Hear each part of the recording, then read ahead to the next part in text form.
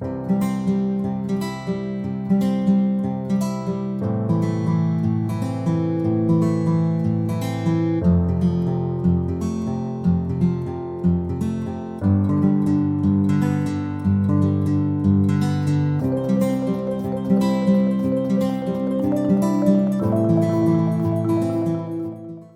song.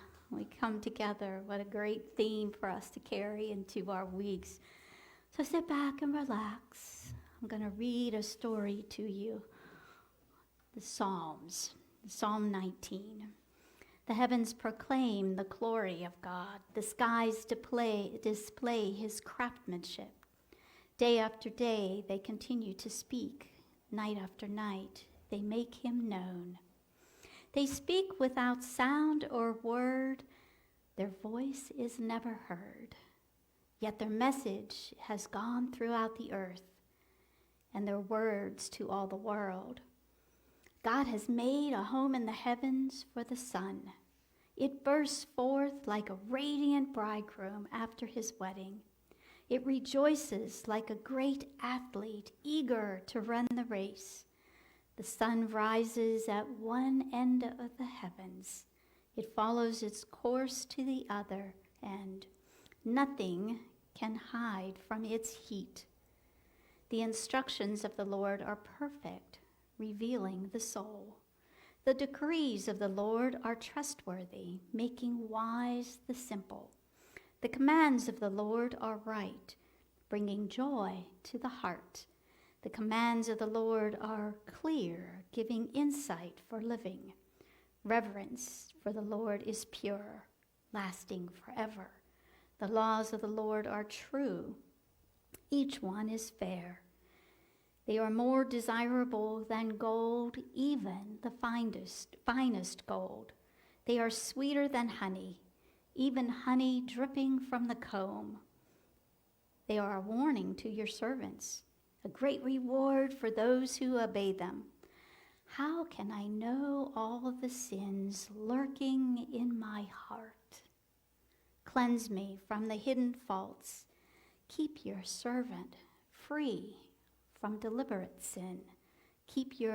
Don't let them control me. Then I will be free of guilt and innocent of great sin.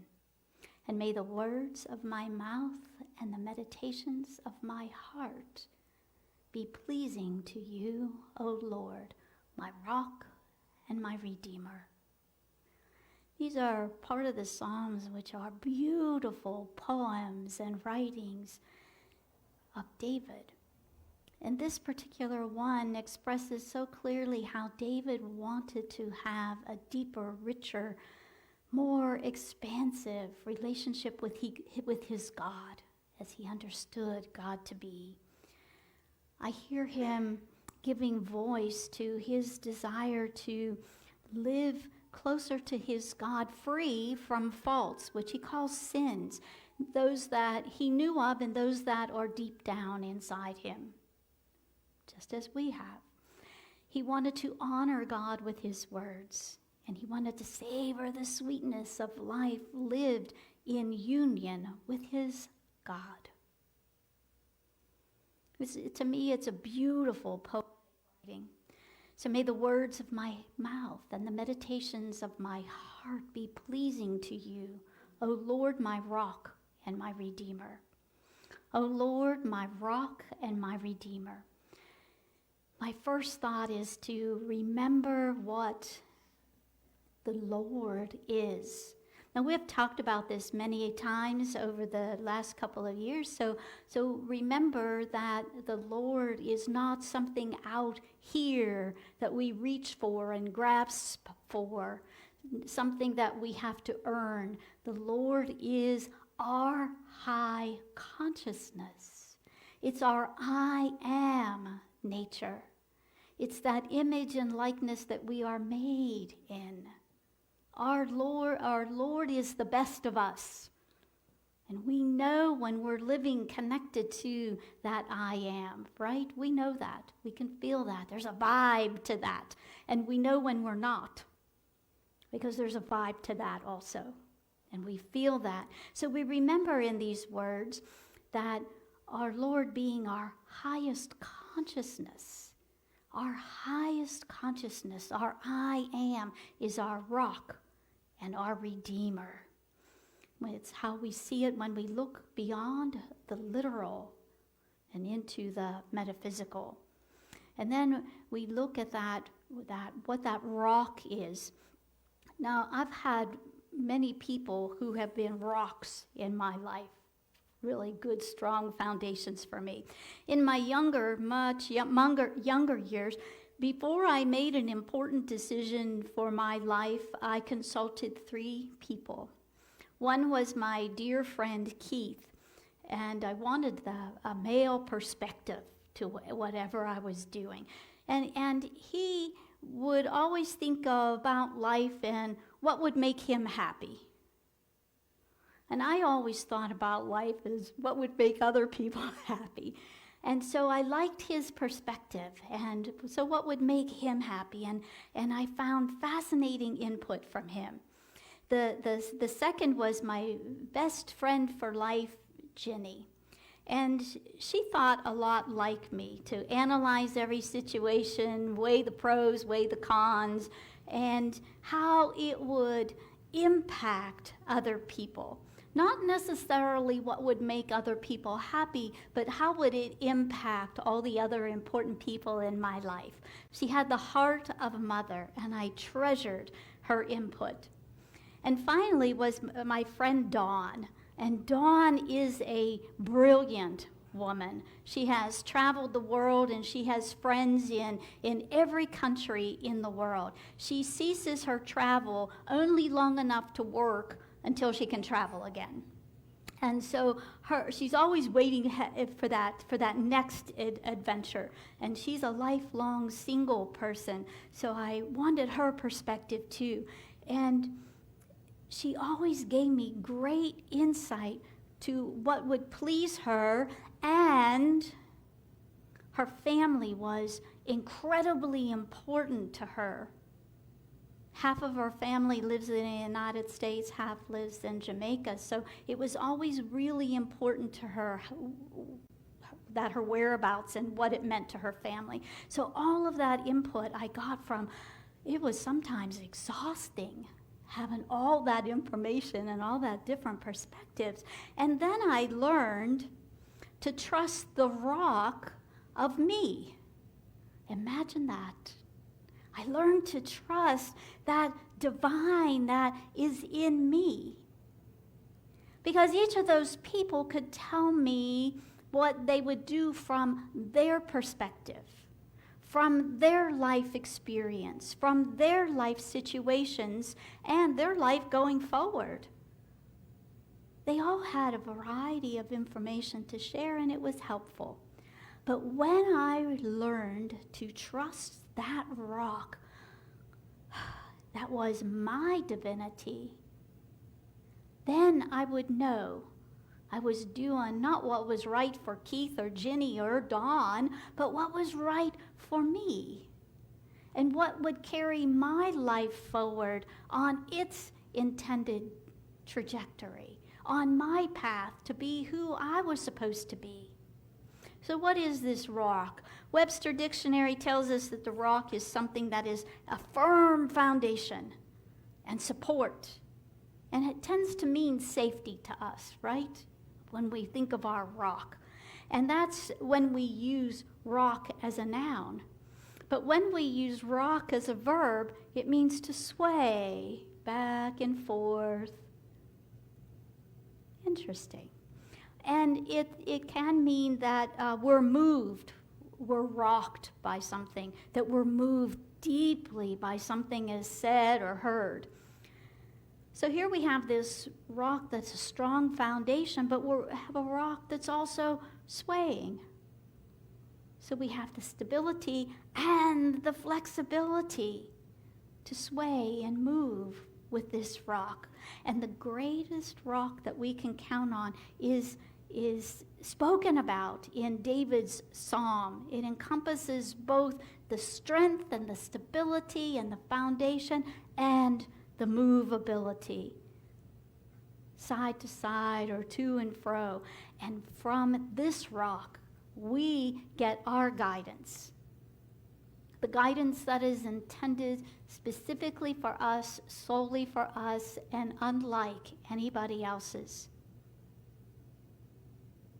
I need not rely on the changing world for stability, as we know there's not a whole lot of stability there.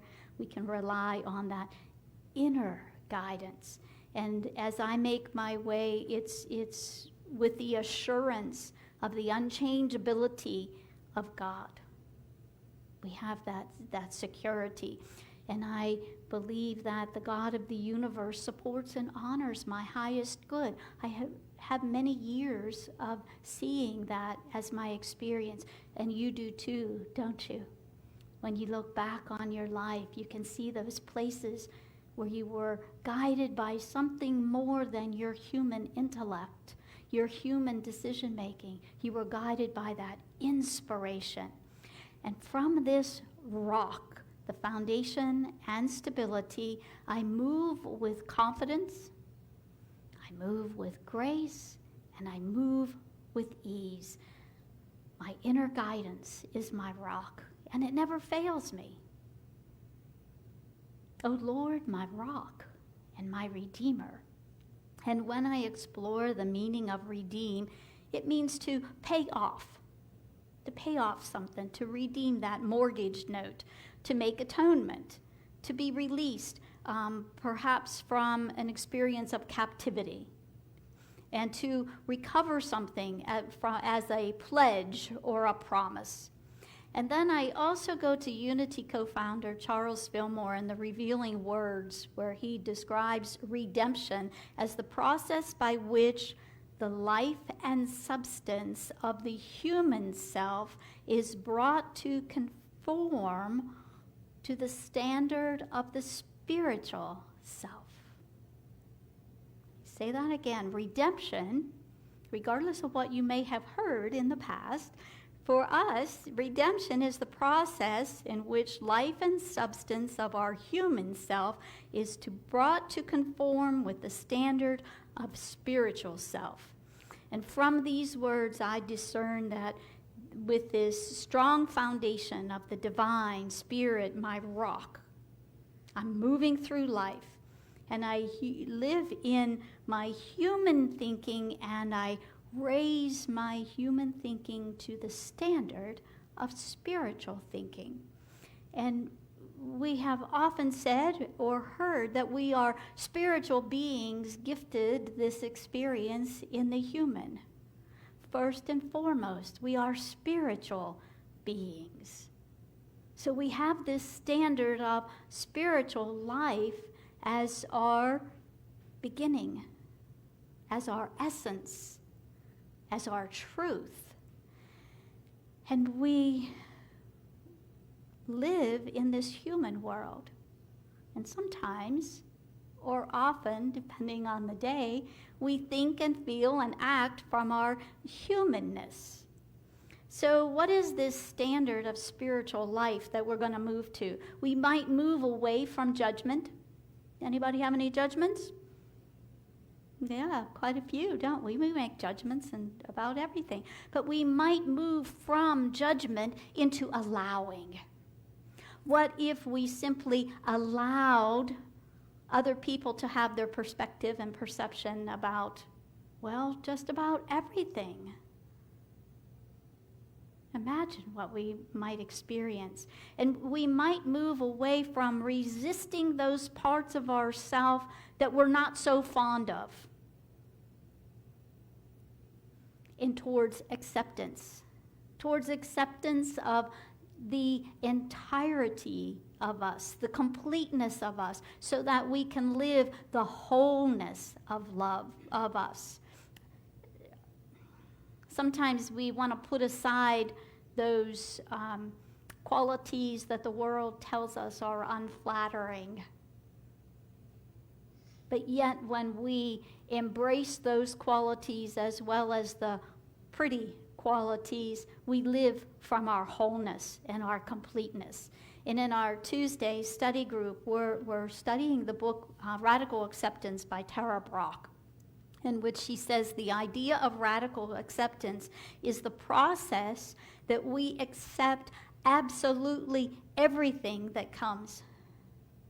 Wow, that's a pretty tall order. Accept absolutely everything.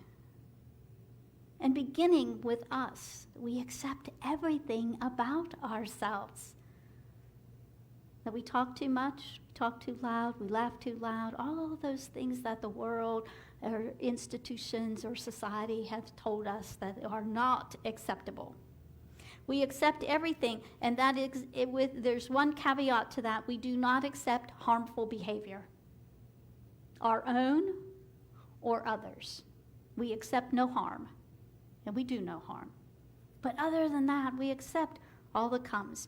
And this radical acceptance is an inner process of clear seeing and compassion.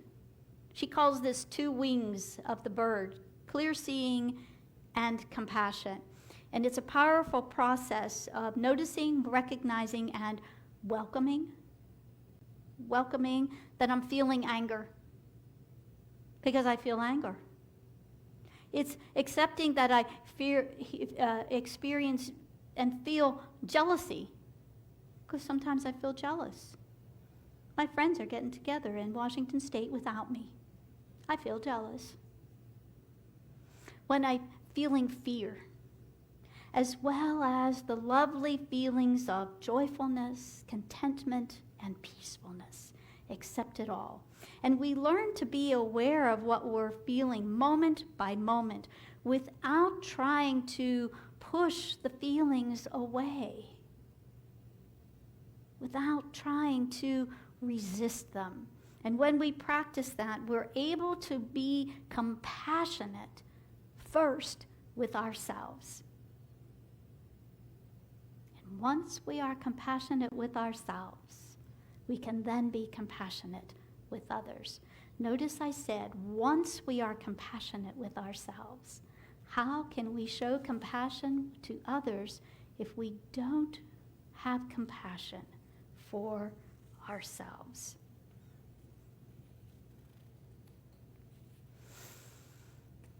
To redeem means to recover something, as in a pledge or a commitment or a promise. Who has taken coupons to the grocery store? When we give the cashier the coupons, we get some money off of our items, or we get a free one by purchasing one. We give the cashier something and we receive something. In that larger experience of life lived from spirit, when we come to know our rock, our inner guidance as our stability and our foundation, we then have the ability to redeem. We have the ability to redeem our human thinking for spiritual awareness.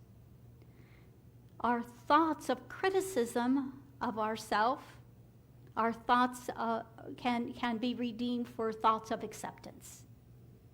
It's a practice, right? To look at ourselves honestly, but not be judgmental towards ourselves. We can call ourselves into better ways of thinking, and then inviting others in to raise their thinking as well. So what is one thought that you would like to redeem for a different thought from spirit? One human thought that you have or currently hold about yourself that you'd like to cash in for a better thought about yourself. Think about it. So we're gifted this ability to redeem our lower vibration words towards ourselves and others for higher vibration words of kindness, of acceptance, of compassion towards ourselves and others. What words would you like to redeem from your human words to spiritual words? And we claim our ability to redeem our harsh ways of being in the world with ourselves and with others for compassionate and kind ways of being. You know, we're in a pretty electric, I think that's probably a good word, electric climate politically. We're worried about our environment. We're worried about our children's future. What if we just allowed? What if we just welcomed what is and stopped resisting it, stopped trying to push it away, and just allow everyone to be them while we be us? If we went around being us. For those who practice these unity teachings, that means being love, being kind, being generous with others, having a generous spirit. We have the ability to redeem our human behavior and our movement from day to day, minute to minute, to be guided by Spirit. And I don't think Spirit is telling us to go out and be harsh with one another, to be unkind with one another, to be unforgiving with one another. I think Spirit has called us to be the opposite of those things. And the day comes when we reach that tipping point where we can look at one another and not see those things that we have judged about another, but we can see that inner spirit, that soul, that pure, true essence of another being, however they show up in this human form. We move from the human to the spiritual way of seeing ourselves first and then others. So what actions, what ways of being would you like to redeem to move through this world with compassion? Think of the last time you looked at a political post on social media and the thoughts you had, the words you did, the words you spoke. Maybe those would be a place to start in redeeming. So when you arrived today, each of you received a coupon, and you can redeem that coupon for an experience with me. And those of you who are at home, just enter in the chat if you would like to receive a coupon too. So we're going to redeem the coupons, and we're going to move from this human experience, which can be murky at times, to a spiritual experience that will give us more clarity and focus and be able to live in our world together. O Lord, my rock and my redeemer. And we always remember to let all that we do be done with love. Namaste.